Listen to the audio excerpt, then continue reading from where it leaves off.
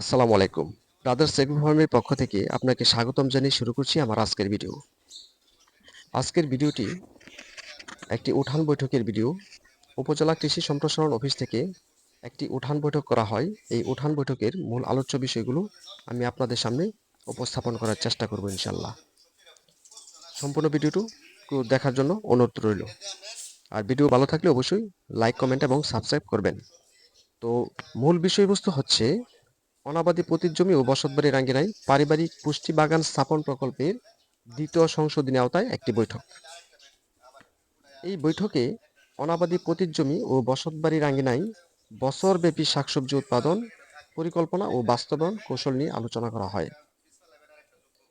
আলোচনার উদ্দেশ্য আমার মতে যে সবজি ও ফসলের চাষ অর্থপুষ্টি 12 মাস, অর্থাৎ এই পারিবারিক পুষ্টি বাগান স্থাপন প্রকল্পের মাধ্যমে 12 মাসই আপনি সবজি বা ফলের চাষ করতে পারবেন, উৎপাদন করতে পারবেন এবং সেগুলো আপনারা পারিবারিকভাবে পুষ্টির যোগান দিতে পারবেন। এমনকি পুষ্টির যোগান পারিবারিকভাবে দেওয়া শেষে আপনারা বাজারে বিক্রিও করে অন্যকে সহযোগিতা করতে পারবেন। খাদ্য পুষ্টিতে উন্নতি আনবে দেশের সমৃদ্ধি। এই লক্ষ্যেই এই পারিবারিক পুষ্টি বাগান এবং এই পারিবারিক পুষ্টি বাগানের আরেকটি উদ্দেশ্য হলো যে আমাদের বাড়ির আশেপাশে অনেক অংশ অনাবাদি পতিত, অর্থাৎ যেগুলোতে আবাদ সাধারণত করা হয় না বা বসত বাড়ির আঙ্গিনায় এই পারিবারিক পুষ্টি বাগানটি করা সম্ভব হয়। আমি অন্য একটি ভিডিওতে এই পারিবারিক পুষ্টি বাগানের যে প্লট বা যে ব্যাট তৈরি করতে হয় এর একটি মডেল আমি দিয়ে দিব। অলরেডি আমার পারিবারিক পুষ্টি বাগানের ভিডিও রয়েছে কিভাবে ব্যাট বা ফসল তৈরি করা হয়। একই বেডে সারা বছর বিভিন্ন ধরনের সবজি বা ফসল উৎপাদন করা সম্ভব হয়। এই বিষয়গুলো নিয়ে কথা বলেন গফরগাঁও উপজেলা কৃষি সম্প্রসারণ অফিসার জনাব মোহাম্মদ জিয়াউল ইসলাম এবং উপজেলা উপসহকারী কৃষি কর্মকর্তা জনাব ফুরকান উদ্দিন সাহেব। জনাব ফুরকান উদ্দিন সাহেব বছরব্যাপী মৌসুম ভিত্তিক চাষ উপযোগী শাকসবজি নিয়ে আলোচনা করতে গিয়ে উনি বছরে 3টি মৌসুমের কথা উল্লেখ করেন। আমরা অনেকেই জানি যে বছরের 12 মাসকে 3টি মৌসুমে ভাগ করা হয়। 3 4 12, অর্থাৎ প্রতি 4 মাস করে একটি মৌসুম। যেরকম রবি মৌসুমের সাথে সকলেই পরিচিত যে শীতকালীন যে ফসলগুলো আমরা আবাদ করে থাকি এই মৌসুমটাকে রবি মৌসুম বলা হয়, অর্থাৎ অক্টোবর মাস থেকে ফেব্রুয়ারি মাস পর্যন্ত এই রবি মৌসুম আমরা কৃষক পর্যায়ে ধরে থাকি। আর এটিকে ওই লিখিতভাবে প্রকাশ করতে গিয়ে গবেষকবৃন্দ যেভাবে বলেন সেটা হচ্ছে 16ই অক্টোবর থেকে 15ই মার্চ পর্যন্ত রবি মৌসুম এবং খরিফ 1 16ই মার্চ থেকে 15ই জুলাই এবং খরিফ 2 16 জুলাই থেকে 15 অক্টোবর মাস পর্যন্ত। এছাড়াও তিনি জমিতে পার্সিং, অর্থাৎ ধানের যে জমি ওই ধান জমিতে পার্সিং করার বিষয়ে কথা বলেন। পার্সিং বিষয়টি হচ্ছে ধানের জমিতে লাঠি পুঁতে দেওয়া বা কোনো খোঁটা পুঁতে দেওয়াকে পার্সিং বলা হয়। এর উদ্দেশ্য হচ্ছে পাখি বসবে এবং পোকামাকড়গুলো খেয়ে ফেলবে, অর্থাৎ কীটমুক্ত হবে জমি। তাছাড়াও বিভিন্ন প্রকার অনাবাদি ও পতিত জমিতে সবজি উৎপাদনের কৌশল নিয়ে আলোচনা করেন। যেরকম বাড়ির স্যাঁতসেঁতে স্থানে কচু, ছায়াযুক্ত স্থানে আদা, হলুদ এবং ধরেন পুকুরে, যেসব পুকুরে আপনার পর্যাপ্ত পরিমাণ কচুরিপানা রয়েছে ওই কচুরিপানার উপর ভাসমান ভ্যাট তৈরি করে লাল শাক, ডাঁটা শাক, ধনিয়া, লাউ, কুমড়া, ঢেঁড়স, মূলা, শসা ইত্যাদি চাষ করা যেতে পারে। এই বিষয়গুলো নিয়ে আলোচনা করেন। তাছাড়া আমরা ওই যে আপনার মাচা ব্যবহার করে থাকি, বিভিন্ন প্রকার মাচা, যেরকম লাউয়ের মাচা, পুঁইশাকের মাচা, কাঁকরোল, করলা, চাল কুমড়া, শসা, এই মাচার নিচে আমরা কিছু ফসল আবাদ করতে পারি। ওই পতিত রাখার কোনো সুযোগ নাই। যেরকম মাচার নিচে যে ফসলগুলা লাল শাক, ডাঁটা শাক, পুদিনা, ধনিয়া পাতা, এগুলো মোটামুটি ভালো ফলন হয়, বেশ ভালো জন্মে। এই বিষয়গুলো নিয়ে বিস্তারিত আলোচনা করেন উপজেলা কৃষি সম্প্রসারণ অফিসার জিয়াউল ইসলাম।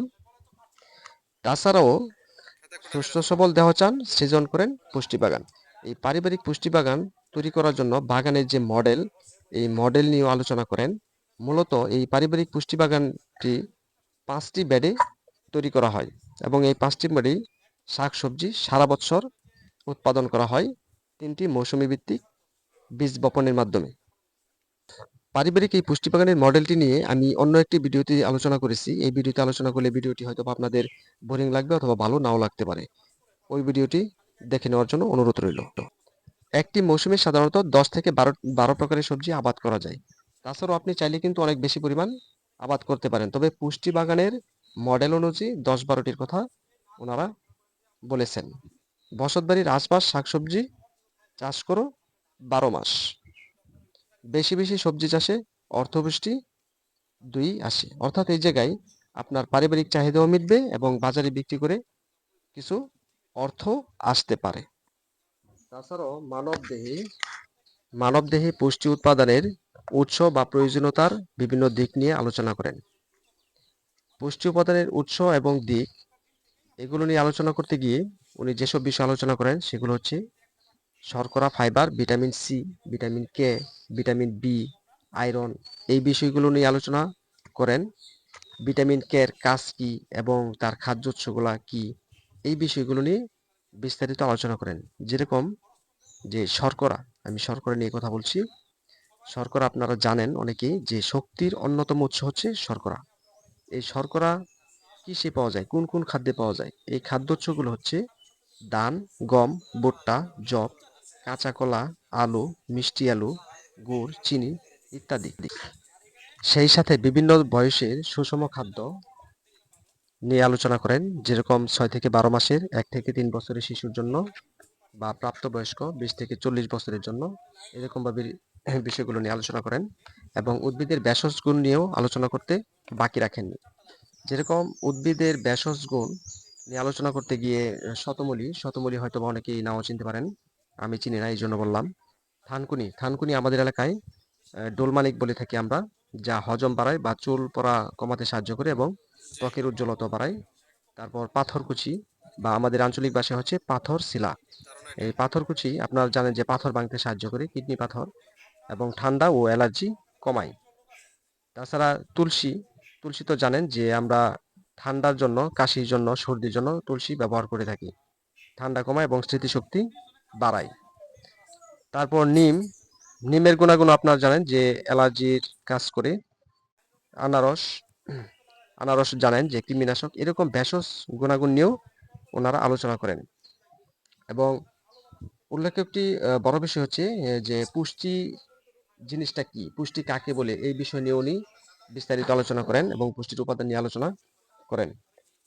আমি এই ভিডিওটিতে ওনাদের আলোচ্য যে বিষয়বস্তুগুলো আছে, যে বিষয়গুলো আমাদের এই উঠান বৈঠক আলোচনা করেন, এই মূল বিষয়গুলো আপনাদের সামনে তুলে ধরার চেষ্টা করছি।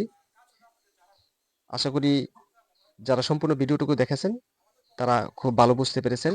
এবং কৃষি সম্প্রসারণ অফিসে যে কেউ যদি দেখে থাকেন তাহলে ওনারা আরো ভালো করে বুঝবেন যে আমার উপস্থাপনাটা সত্যিই সঠিক ছিল। এবং এর বাইরে অনেক কিছু বিষয় আলোচনা করেছেন। তো ভিডিওটিকে সম্পূর্ণটুকু দেখার জন্য আপনাকে আমার এই চ্যানেলের পক্ষ থেকে আন্তরিকভাবে ধন্যবাদ জ্ঞাপন করছি। এবং আমার এই চ্যানেলটি অবশ্যই সাবস্ক্রাইব করবেন। ভালো লাগলে বা কোনো কিছু জানা বা উপদেশ দেওয়ার মতো থাকলে কমেন্ট বক্সে কমেন্ট করে জানাবেন।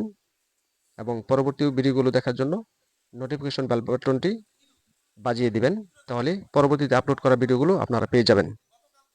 এই ছিল অনাবাদী উপতির জমি ও বসতবাড়ি আঙ্গিনায় পারিবারিক পুষ্টি বাগান স্থাপন প্রকল্পের বিষয়বস্তু। ধন্যবাদ সকলকে।